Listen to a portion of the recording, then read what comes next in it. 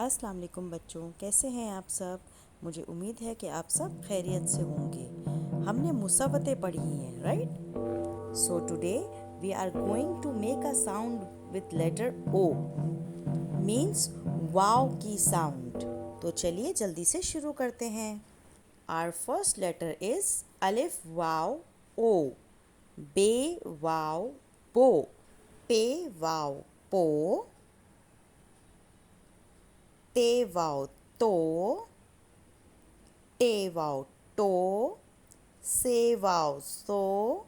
Gym वाव जो। चे वाव चो। हे वाव हो। खे वाव हो। दाल वाव दो। डाल वाव डो। जाल वाव जो। रे वाव रो। रे वाव रो।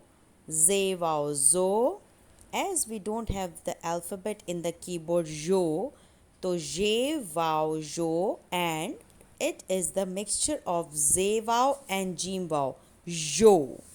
Next one, sin wow so, shin wow sho, swat wow so, dwat wow zo, toy wow to, zoy wow zo, ain wow o, ghain wow go, fe wow fo, qaf wow ko, kaf wow ko, gaf wow go, lam wow lo, mim wow mo, noon wow no, wow wow wo, he wow ho.